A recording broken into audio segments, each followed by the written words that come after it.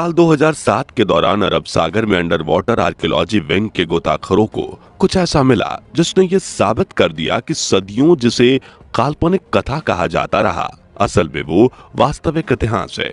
समंदर के अंदर मिले सबूतों ने यह सिद्ध कर दिया कि जिसे कुछ लोग मनगढ़ंत कहानी भर मानते थे, वास्तव में वही वास्तविक सत्य और वास्तविक इतिहास है। आखिर आर्कियोलॉजी विंग के उन गोताखोरों को समंदर में ऐसा क्या मिला और ऐसी क्या वजह रही कि आर्कियोलॉजी विंग को समंदर की तह में खोज करना पड़ा? क्या आर्कियोलॉजी विंग को पानी के भीतर कोई खजाना मिला? दोस्तों, वैसे तो पृथ्वी पर ऐसी कई जगहें हैं जिनका नाता रहस्यों से गहरा है। रहस्यों के अलावा कई प्राचीन स्ट्रक्चर्स, खजाने अब भी दुनिया भर के कोने में कहीं ना कहीं छिपे हैं, जिनमें से कुछ इंसानों के सामने उजागर हुए, जबकि कुछ का पता नहीं है। और कहीं कहीं तो कुछ का पता होते हुए भी इंसान उस खजाने और उस रहस्य तक पहुंच पाने में नाकामयाब है। तिरुअनंतपुरम के पद्मनाभ स्वामी मंदिर के 7वें दरवाजे को ही ले लीजिए, जहां सरकार के आदेश पर वहां के 7 दरवाजों में से 6 दरवाजों को खोला गया था। और आपको जानकर हैरानी होगी कि उन 6 दरवाजों को खोलने के बाद तकरीबन 1,32,000 करोड़ की संपत्ति सरकार को प्राप्त हुई, जबकि 7वें दरवाजे को अब तक नहीं खोला जा सका है। और बता दें कि उस दरवाजे पर ना तो कोई ताला जड़ा है और ना ही किसी नट बोल्ट की मदद से उसे बंद किया गया है। ऐसा माना जाता है कि उस दरवाजे पर एक दिव्य मंत्र से अभिमंत्रित ताला लगाया गया है। खैर, हम आज की इस वीडियो में किसी और जगह की बात कर रहे हैं, इसलिए चलिए वापस से इस टॉपिक पर आ जाते हैं। दोस्तों, समंदर के भीतर आर्कियोलॉजिकल विंग के गोताखोरों को एक लॉस्ट एंशिएंट सिटी मिली थी। जाहिर है कि आप समझ रहे होंगे कि मैं किसी ओल्ड एंशिएंट सिटी की बात कर रहा हूं। जी हाँ, द्वारिका। ये वही नगरी है जिसके बारे में अगर पहले कोई जिक्र भी करता था तो सामने वाला उसे ये कहकर चुप करा देता था कि ये बस एक काल्पनिक शहर है, बस एक मनगढ़ंत कहानी भर है। लेकिन जैसे ही 2007 में सच सामने आया तो उन लोगों के मुंह पर ताला जड़ गया जो द्वारिका नगरी को सिर्फ एक काल्पनिक शहर भर मानते थे। दोस्तों, आर्कियोलॉजी टीम और वैज्ञानिक समय समय पर समंदर के भीतर इस लॉस्ट सिटी की खोज में रिसर्च करते रहते थे। लेकिन जब 2007 में समंदर के भीतर इन्हें द्वारिका नगरी के कुछ प्रमाण मिले तो टीम को लीड कर रहे आलोक त्रिपाठी सहित टीम के सभी सदस्य दंग रह गए। आइए आज के इस खास पेशकश के माध्यम से ये जानते हैं कि कैसे the ancient lost city Dwarka की खोज हुई और किस वजह से द्वारिका नगरी पानी में समा गई। दोस्तों, वीडियो काफी स्पेशल है और इंटरेस्टिंग भी, इसलिए इसे बिना स्किप किए हुए अंत तक अवश्य देखें। द्वारिका नगरी मिलने से पहले इतिहासकारों और आर्कियोलॉजिस्ट की क्या धारणा थी द्वारिका नगरी को लेकर? दोस्तों, द्वारिका नगरी की खोज से पहले भले ही इसे काफी लोग काल्पनिक शहर मानते थे, लेकिन दूसरी ओर ये बात भी सच है कि सदियों पहले से ही द्वारिका नगरी पर बड़े बड़े लोगों के बीच चर्चा होती रही है। बता दी कि 2007 में आर्कियोलॉजी विंग को लीड करने वाले आलोक त्रिपाठी ने द्वारिका नगरी के विषय में बताते हुए इतिहासकार एस अल्टेकर के कोट्स का जिक्र किया था, जिसमें 1920 में अल्टेकर ने द्वारिका नगरी के विषय में ये कहा था कि आधुनिक द्वारिका नगरी 1200 ईसा पुरानी नहीं होगी। हालांकि दूसरी ओर उन्होंने ये जरूर माना था कि द्वारिका समुद्र में समा गई थी।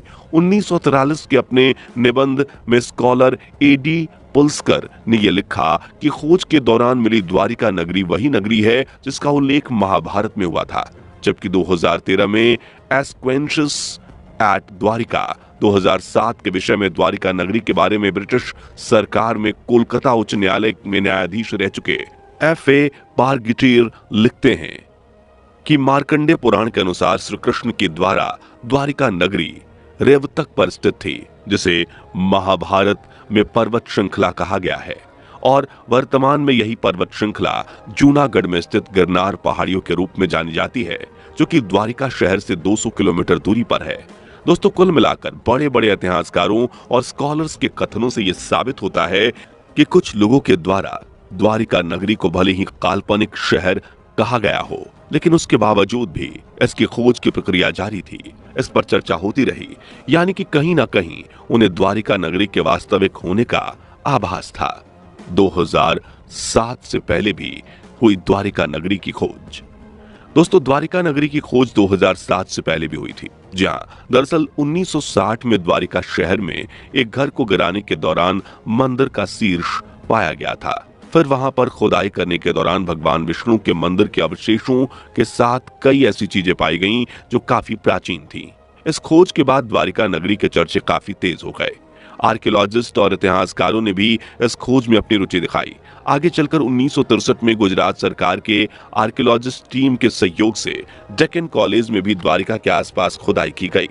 फिर उसके बाद 1979 में एएस रावत के नेतृत्व में एएसआई ने द्वारिका मंदिर के आसपास की एरिया की खुदाई शुरू की। हालांकि उस दौरान खुदाई में मिले एविडेंसेस की ऑफिशियल रिपोर्ट को पब्लिश नहीं किया गया। बता दें कि उस दौरान ही खुदाई में 3 मंदिरों के अवशेष और बेहद प्राचीन बर्तनों के अवशेषों की खोज की गई थी। इनके कार्बन डेटिंग से यह पता चला कि ये सभी अवशेष बेहद ही प्राचीन हैं। लेकिन दोस्तों, इतने एविडेंसेस भी द्वारिका नगरी के वास्तविक होने का प्रमाण के लिए काफी नहीं थे, जिस वजह से द्वारिका की खोज आगे भी जारी रही। 2005 में आलोक त्रिपाठी के नेतृत्व में द्वारिका नगरी की खोज के लिए गोताखोरों को एक बार फिर से पानी के अंदर भेजा गया। लगभग 2 साल तक चले इस खोज में अंततः 2007 में अंडर वाटर आर्कियोलॉजी विंग को प्राचीन शहर द्वारिका नगरी के स्ट्रॉन्ग एविडेंसेस मिले, जिससे यह साबित हो गया कि द्वारिका नगरी मिथ नहीं है बल्कि वास्तविक इतिहास है। इस खोज के साथ ही उन लोगों के मुंह पर ताले चढ़ गए जिन्होंने द्वारिका नगरी को काल्पनिक शहर और मनगढ़ंत कहानी का हिस्सा भर माना था। समंदर की तह में क्या मिला? दोस्तों, काल्पनिक कहे जाने वाला द्वारिका नगरी अब वास्तविक इतिहास है, जिसके प्रमाण के तौर पर समंदर से मिले मंदिरों के ढेरों अवशेष आर्कियोलॉजी टीम के पास है। बता दें कि सन 1989 में ही समंदर के अंदर खोज के दौरान बड़े बड़े रेक्टेंगुलर शेप के पत्थर पाए गए थे। इन पत्थरों के साथ ही अर्धचंद्राकार पत्थर भी रिसर्च टीम को मिले थे, जिनके बारे में रिसर्च टीम ने यह कहा था कि ये सारे पत्थर इंसानों द्वारा तराशे गए हैं और जो बड़ी बड़ी दीवारों के अवशेष हैं। दोस्तों, अवशेषों में काफी मात्रा में चूना पत्थर भी पाया गया था और ऐसा माना गया कि इन पत्थरों का इस्तेमाल कुछ बनाने के लिए किया गया होगा। इन पत्थरों के अलावा समंदर की तह से मिट्टी के बर्तन और सिक्के भी मिले। 2007 की खोज में रंगीन वस्तुएं भी समंदर के भीतर से मिली। इसके अलावा कई ऐसी कलाकृतियां पाई गईं जो द्वारिका नगरी को हिस्सा होने का प्रमाण दे रही थी। दोस्तों, खोज के दौरान हाइड्रोग्राफिक सर्वे से समंदर के भीतर 10 मीटर की एक जगह में खंडहर भी मिला, जिसे समंदर की तेज बहाव ने तबाह कर दिया था। गौरतलब है कि द्वारिका नगरी में अनेकों द्वार थे, जिसकी वजह से इसका नाम द्वारका पड़ा। इस नगर के चारों तरफ कई लंबी लंबी दीवारें थीं और आर्कियोलॉजी टीम का यह मानना था कि समंदर के भीतर से मिले बड़े बड़े पत्थर किसी बड़ी दीवार के अवशेष हैं। क्यों डूबी द्वारिका नगरी? दोस्तों, द्वारिका नगरी का संबंध महाभारत से है और जब समंदर के भीतर के अवशेषों के आधार पर यह प्रमाणित हो गया कि अवशेष द्वारिका नगरी के ही हैं, तो बहुत से लोगों के मन में यह सवाल है कि आखिर द्वारिका नगरी समंदर में क्यों डूबी? अब जिन लोगों ने इस खोज के पहले ही द्वारिका नगरी में अटूट विश्वास दिखाया था, उन्हें तो इस सवाल का जवाब मालूम है, लेकिन जो ये नहीं जानते कि आखिर द्वारिका नगरी समंदर में क्यों समाई, उन्हें बता दूं कि महाभारत युद्ध के बाद कौरवों की माता गांधारी अपने 100 पुत्रों को खो देने से काफी दुखित और क्रोधित थीं। उनके अनुसार उनके पुत्रों की मृत्यु का कारण श्री कृष्ण थे, इसलिए उन्होंने श्री कृष्ण को क्रोधवश ये श्राप दे दिया कि जिस तरह से कौरवों के वंश का नाश हुआ, ठीक उसी प्रकार से यदुवंशियों का भी नाश हो जाएगा। जी हाँ दोस्तों, ऐसा भी उल्लेख मिलता है कि भगवान श्री कृष्ण ने माता गांधारी के श्राप को आशीर्वाद के रूप में स्वीकार किया था, जबकि कुछ अन्य कथाओं के अनुसार एक दूसरे श्राप की वजह से भी द्वारिका नगरी समंदर में लीन हो गई थी। जी हाँ, माता गांधारी का अतिरिक्त दूसरा श्राप द्वारिका नगरी को श्री कृष्ण के पुत्र साम के कारण लगा था। दरअसल महर्षि विश्वामित्र, कण्व, देवऋषि नारद आदि एक समय द्वारिका पहुंचे थे और वहां यादव कुल के कुछ युवकों ने ऋषियों से मजाक किया, जिसमें श्री कृष्ण के पुत्र साम भी शामिल थे। बता दें कि युवकों के मजाक से क्रोधित होकर ऋषियों ने सांब को यह श्राप दिया था कि श्री कृष्ण का यही पुत्र यदुवंशियों के कुल के नाश का कारण बनेगा। दोस्तों, धर्म ज्ञाताओं के अनुसार श्री कृष्ण की मृत्यु के बाद द्वारिका नगरी समंदर में लीन हो गई थी। द्वारिका नगरी के डूबने से पहले अर्जुन बचे हुए द्वारिका वासियों को लेकर इंद्रप्रस्थ चले गए थे। कैसी है आज की द्वारिका? दोस्तों, आज के आधुनिक द्वारिका अरब सागर के सामने कक्ष की खाड़ी के समीप स्थित है। आज भी द्वारिका भगवान श्री कृष्ण के तीर्थ यात्रा के संगम का एक महत्वपूर्ण हिस्सा है। बता दें कि द्वारिका वृंदावन, मथुरा, गोवर्धन, कुरुक्षेत्र और पुरी के साथ काफी महत्वपूर्ण तीर्थ स्थलों में से एक है।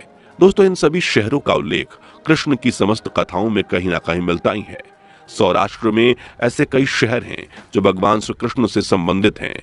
इसमें बेट द्वारिका और मूल द्वारिका भी शामिल है। हाल ही में मोदी जी ने बेट द्वारिका मंदिर का दर्शन किया और समंदर में आस्था की डुबकी लगाई। बता दें कि महाभारत जिस द्वारका का उल्लेख किया गया है, उसी द्वारिका को ढूंढने के लिए तकरीबन 20 शताब्दी से कई स्कॉलर्स अथक प्रयास कर रहे हैं। हड़प्पा सभ्यता से जुड़े तार। दोस्तों, बेट द्वारिका में खुदाई के दौरान एक और जो साक्ष्य मिले हैं वो लगभग 6ठी शताब्दी ईसा पूर्व के हैं। वहीं दूसरी ओर कुछ साक्ष्य 1900 से 1300 ईसा पूर्व के हैं। बता दें कि समुद्र में पानी के नीचे पाए गए पत्थर बेट द्वारिका में हड़प्पा सभ्यता के काल के समान थे और कई इतिहासकारों के अनुसार हड़प्पा का अंतिम युग महाभारत काल के समय का ही युग था। इस तरह से बेट द्वारिका की खोज के दौरान मिले साक्ष्य के तार हड़प्पा सभ्यता से जुड़े हुए हैं। वैसे द्वारिका नगरी के खोज के दौरान मिले साक्ष्यों पर अभी और स्टडी की जा रही है। दोस्तों, कुल मिलाकर जिस द्वारिका नगरी को पहले काल्पनिक शहर बताया जाता था, आज उसी शहर के अवशेष आर्कियोलॉजी टीम के पास हैं और उन्हें साक्ष्यों के आधार पर यह प्रमाणित भी हो चुका है कि द्वारिका नगरी काल्पनिक शहर नहीं है बल्कि वास्तविक शहर है जो आज भारत सनातन धर्म के इतिहास का एक हिस्सा है। द्वारिका नगरी का एक हिस्सा आज भी समंदर में है। भगवान श्री कृष्ण द्वारा 12 योजन भूमि पर बसाई गई द्वारिका नगरी का प्रमाण आज भी समुद्र में तह में है। तो दोस्तों, आज की वीडियो में बस इतना ही। आपका क्या मानना है? क्या समंदर में समाई द्वारिका नगरी के अवशेषों के लिए समंदर में और भी खोज की जानी चाहिए? क्या आप भी कुछ लोगों को यही लगता है कि द्वारिका नगरी महज एक काल्पनिक शहर है? अगर आप द्वारिका नगरी के विषय में कुछ और जानते हैं तो हमें कमेंट में अवश्य बताएं। वीडियो कैसी लगी हमें कमेंट में ये भी बताएं। वीडियो को लाइक, शेयर और चैनल को सब्सक्राइब करना ना भूलें। मिलते हैं अगली वीडियो के साथ, तब तक के लिए धन्यवाद। जय हिंद, जय भारत, जय श्री कृष्ण।